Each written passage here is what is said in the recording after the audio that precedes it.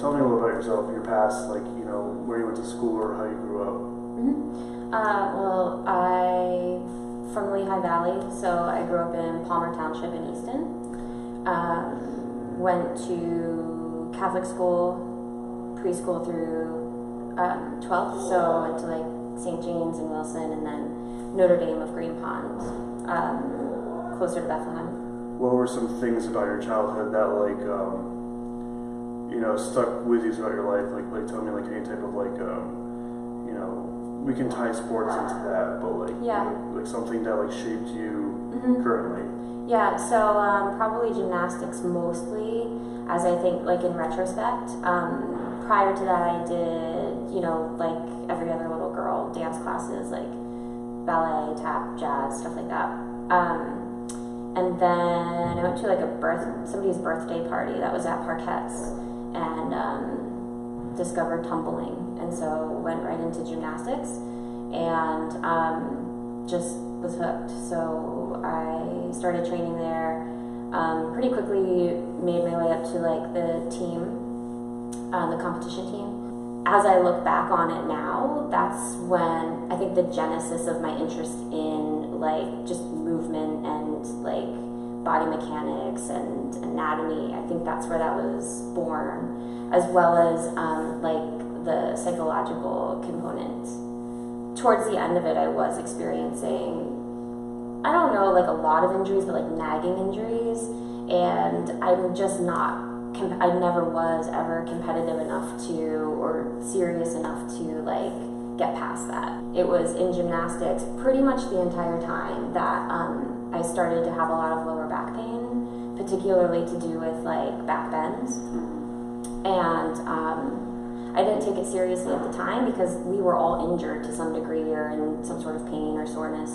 So I just thought like everybody was too, and that was like part of developing the skills or the body to do gymnastics. So I didn't really say anything about it or again take it seriously. Turns out that that pain has stuck with me since then. So it's been something that I've really had to deal with, to treat, and to learn how to work with. What did you go to college for? Psychology and English. What was your purpose in you know, doing those majors? Like, what was the what were you planning on doing, you know, with those degrees in your future? Yeah, I was planning on doing like clinical psychology. I wanted to focus on eating disorders, and again, that's something that was introduced to me like through gymnastics, and for whatever reason, it just intrigued me, and that interest kind of stayed with me as I was growing up. Not because of anything that I went, I mean, other than like regular, you know, female development, like, you know, insecurities and things like insecurities, dealing with your body changing. Certainly I engaged in some disordered eating behavior, but like it never like turned into anything pathological. And so even that was sort of interesting to me, like what's that, like that one ingredient that turns it into an obsession. But at that same time, I had found a job at a chiropractic office, just being like an assistant, helping around like with the doctor, doing different things, and home and then eventually in the office. And I really loved that, right? So back to this idea of like body mechanics and anatomy, I've always had an interest in too. So that brought that into focus. Again, without the plan to stay, I popped around to a couple different mental health, let's just call them jobs. Like, it wasn't certainly not like a career starter or anything. But, and, you know, I just didn't fit in any one of them. I didn't like any one of them. I didn't want to like advance in any of the companies that I was trying out. And so, again, I had to like reframe things, and having had that experience at the chiropractor's office, that I really enjoyed it, and I liked the field. Not that I wanted to go into chiropractic necessarily, but something like that. And from being there, I was exposed to other options in that sort of genre, I guess. So when it was like, all right, it's time to throw in the towel with this psychology thing, I kind of begged for my job back, and I got it. And then I had to figure out, like, well, how can I like make money here and make a career? And so massage therapy was the thing to do. And so while I was there, I was asked to apprentice with two of my teachers who ran more like Eastern medicine-based bodywork practice. And so I spent a year apprenticing with them, and they got me back into yoga. They taught me Tai Chi, Qigong, meditation, all of these things. And it was then that I was like, oh yeah, that yoga thing, I really liked it way back when. So let's explore that too, which led me to a yoga teacher training. And it was the same thing. I had never been to the studio where I trained, but it was like I saw the ad and I was like, that's the one. It's perfect. That's where I'm meant to be. So now, mainly working at the yoga studio, and after my training, the owner asked me to teach some classes. So I ended up in time, in a number of years, managing the studio, and pretty significantly. I had a lot of say, and did a lot of like the behind the scenes and inner workings of the day-to-day running of the studio. So what was like, what made you take like the plunge, like the first step to like try like a different like movement practice, especially one that involves like you know, weights or something that may intimidate, you know, the general public? Yeah. You know, what was like that kind of like nudge in the direction that kind of make you take that step? Probably because it was intimidating. It was interesting, and it looked, I mean, it just looked so cool. Right? It looks so empowering. If I may be shallow about it, but because it was intimidating, it still is intimidating too. I've tended to, in the last couple of years, like when I find that something's intimidating or I might be a little bit scared of, but the interest is there and the desire is there to do it, I kind of will make extra effort to do it, because I don't want to be like, I don't want to be held back by fear. And I've lived a pretty kind of quiet and timid life, which I'm not unhappy with whatsoever.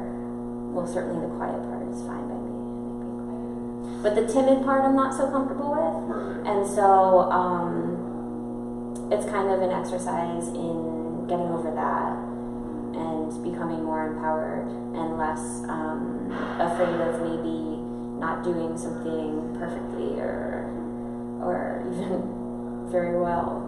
It's affected my yoga in a really interesting way in terms of giving it more of a context, right? So now when I don't practice enough or mindfully enough, I feel my body gets a little stiffer, a little bit more stuck, whereas before I could get into like all the shapes, like not all the shapes, that sounds ridiculous because I can't, but you know, pretty extreme shapes like fairly easily. And so my daily practice was that, like just going extreme all the time, because that's how I felt it, right? You feel the pose at your end range, but it's not a great place to be, especially when it's like pretty, not that I'm hypermobile, but you know, it's in extremes anyway. But so I needed more stability in joints and in the connective tissue, and so building strength while still maintaining mobility, because the style of the Olympic style lifting, like in the squats and you know, in the shoulder joints, like requires a fair amount of mobility. But again, with all of the strength that it requires, like there's more security around all of the joints, and that's huge for me. It feels good. You know, and I've said this to you before, like during training, like the first rep, I'm like, all right, that felt like fun. It's always that like space in between, and then like the second one or however many, like if I'm able to process even for like half a second, like that thing was hard that you just did, and it felt hard, like it felt like exertion. Like I sort of get freaked out about having to do it again, you know? And so I think about that moment like a lot, away from the barbell gym, because I see it happening in other areas of life, and it's like, but you did it, and like you can do it again to some degree, and so don't be afraid of it. Just stick with it. Like, what could you say is something that you would like to tell someone who is apprehensive about giving this specific sport a chance? That doesn't necessarily come from like a yoga background, but like a different background that just may look like at the sport differently because of like you know, just opinions, or you know. Yeah. I don't know. I would say just try it out. Like another reason that I wanted to do it, to try myself, coming from that exact position of like, why would I do it? What do I stand to gain?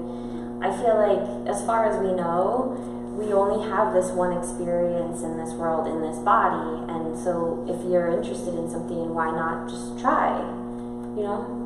And with people like you guys, you've been very inviting from day one, and you create a sense of any level of proficiency and skill is totally fine, right? There's not a sense of competition, there's a sense of appreciation and inspiration when somebody's doing something amazing, but there's also an acceptance and a support for somebody who's just getting started, or like myself, obviously, like at sort of a standstill or struggling with you know, some skill or some weight.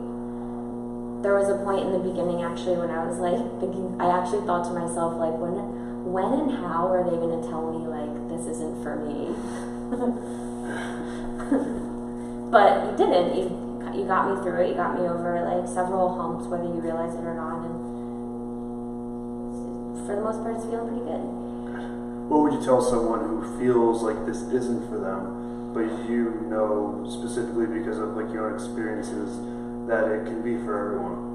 I would say stick it out, because just the training itself, the programming especially, like it'll turn a corner. Even if you can't like see it ahead, it will like change, and something will shift, and it'll start to get better.